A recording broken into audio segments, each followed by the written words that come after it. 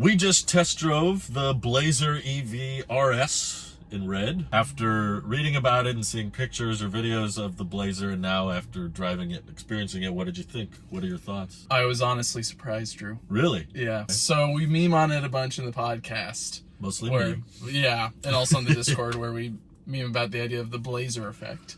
Which is pretty much the definition that we've come up with, is that all these companies, mainly Legacy Auto, but also startups, come out with a crossover SUV, EV, whatever it is. An EV version of that. And there's just so many flying the market that they all pretty much are just minute differences in whatever they're offering. They all start blurring together. It all just blurs together, so it becomes the Blazer effect of it's just another one. Another SUV. Just another crossover SUV. But actually getting in it, of course, like any good reviewer, it's not as simple as it's just another crossover on the market. It is, but there are perks, there's some pros and cons with it that come with actually sitting in the vehicle and experiencing it rather than just looking at the specs on the feature page. The size is massive compared to what I thought it was. It was pretty big. It feels big. Doesn't give the idea of that it's very equivalent to the Model Y in terms of size. In terms of specs, it's a little bit less. In terms of like the exterior, it's not terrible looking. It is pretty in person. I think what persuaded me a bit more on it is I'm a big fan of the color red, and this was red inside and out. And I think that's exactly what this kind of vehicle needs, because like specs wise, it's not really winning anything.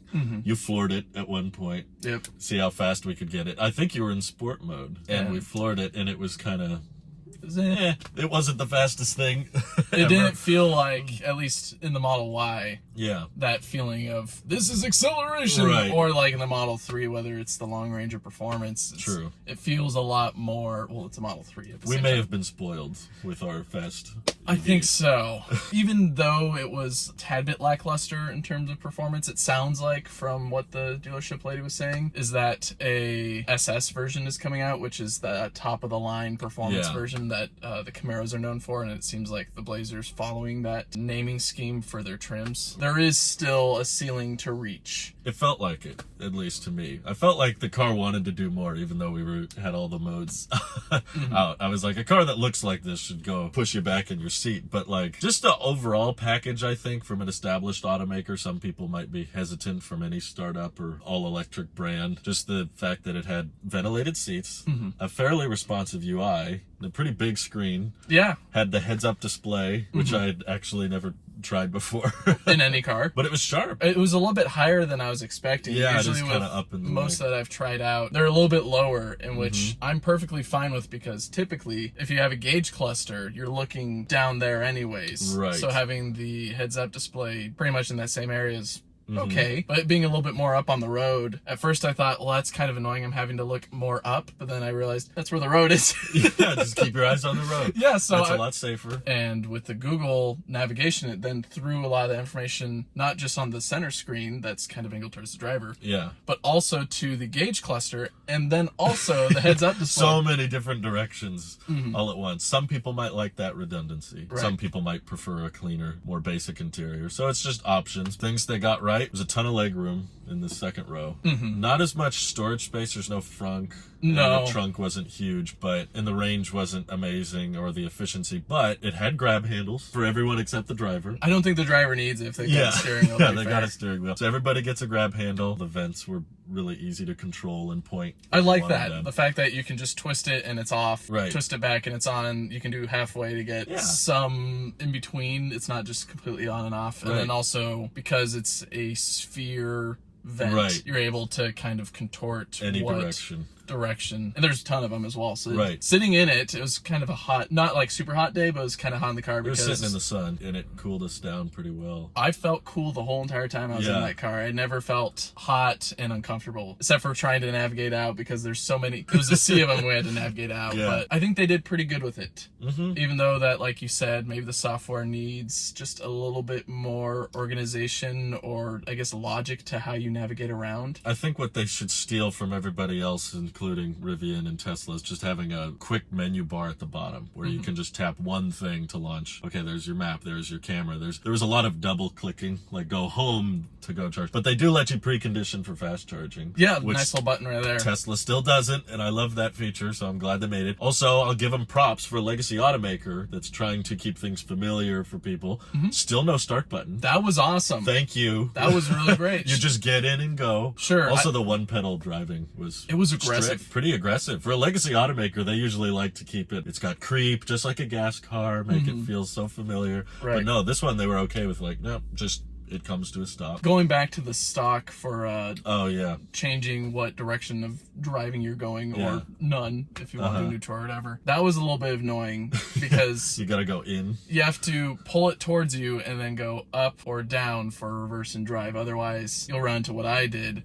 We got into like a parking spot and I wanted to get a little bit more exact in the lines. Right. It wasn't going up or down. I was trying to figure out, why isn't it going up or down? What am I doing wrong here? Maybe they're worried you're gonna accidentally change the direction, but Possibly when you're turning the wheel multiple times or I whatever. don't think most people. You can just override that if the car's going over like 7 miles an hour or something. But I don't know. The navigation in the tight parking lot was actually a good test because the turning radius was really good. It was impressive, even Much though better it's a than bigger vehicle. A Tesla Y or 3. You could really turn it on a dime, and it had a bird's eye view. There was a bumper camera. They had all different camera views. So many camera views. There was front, Right. rear, and then I guess settings or whatever. Yeah. And the front, you can then toggle on or off if you want to look at top bird's eye view or not. Right. Same with the rear camera, and you can press these buttons whenever. It's not like when you're in drive, you can only look at the front. No, you can be going full speed and still look at the bumper or the back camera or whatever. Or the front if you really want to see how close you are in bumper to bumper traffic. Which is kind of handy, especially Super with a handy. big hood like that. It's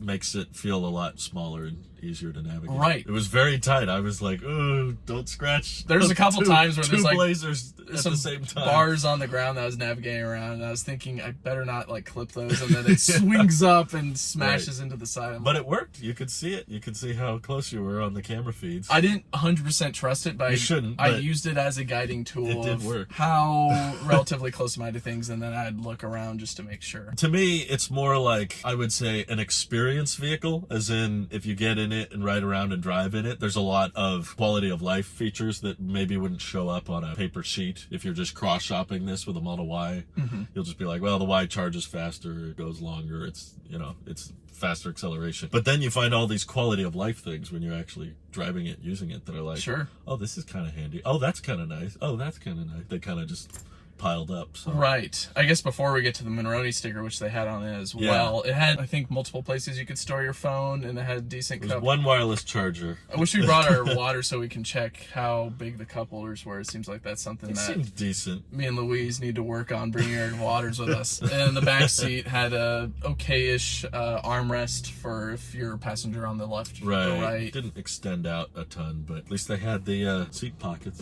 in the back. Yeah, you were noting that they looked very familiar to a car that you've ridden in the past. I grew up in an old Trailblazer.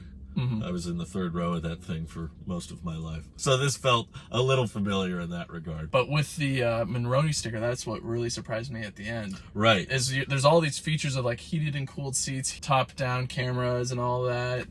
Giant charge port, I guess. Way too big of a charge port. It wasn't as big as I was expecting. Oh, really? Yeah, it actually was a little bit smaller in person. But the Monroney sticker, I believe, for the one that we drove, the RST in red and all that. Yeah. It was 55 MSRP, but because even though it doesn't qualify for the tax credit, GM is doing their own. They're just reducing $7,500 off the price, which brings it into the high 40s. High 40s for a car that can do all that, and in many ways out feature or out quality of life some of the best selling EVs these days. I could see the appeal. I think my only recommendation is if you buy a vehicle that's kind of, at least in the tech specs, kind of meh in the middle on everything. It's not the fastest charging, it's not the longest range, it's not the most efficient. You gotta go all out with the color. Sure. At that point, yeah, I would get the red exterior with the red interior. That thing needs a little bit of a splash of character.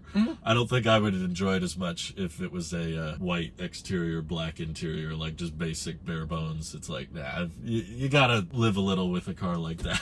Sure. You gotta spice it up a little bit. Yeah, they had a blue one there, a red one. Yeah, that blue one was pretty. I think there's 2 different color reds I spotted as well. White one, gray one. It's got to lean on the aesthetics because it is a pretty car, but I think it really pops with those accent You colors. think it's a pretty car? Wow. With the right High color praises for the Blazer.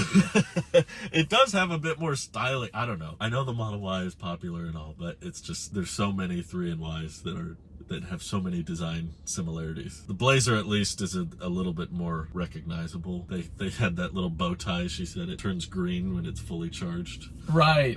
I like the idea that they kind of followed Rivian and a bunch of other EVs with the idea of the LED bar on the front gives you a nice little status on your charging time, and you don't even have to like look at your phone or look at the stall or anything like that. There you go. Or even in the car, just look at the front of it. Yeah, seeing it in person definitely helped. It actually just makes me a lot more curious about everything else on the market. There's a lot more to be experienced that you would miss if you were just looking on paper. I still think the Blazer effect is a term that should still exist in our vernacular of because a lot of people won't go out and test drive it if they don't see anything noteworthy on a website or what have you. Right. So if they're not going it out and test driving like we are, they're going to miss all these little details. Right. So maybe there's a little bit of wiggle room in that definition of the Blazer effect that isn't just it's another crossover SUV that's an EV. It's got its own little quirks that define it, but is it really the car for you, or is it just another, I guess, toy in the bin that we have of SUVs on the market? Right. I'm a little bit tired of it at this point. Yeah. If it's not abundantly clear that a vehicle stands out or has some unique set of advantages, we can still refer to that as a Blazer. Right. Is it Buzz Lightyear or Woody? Right.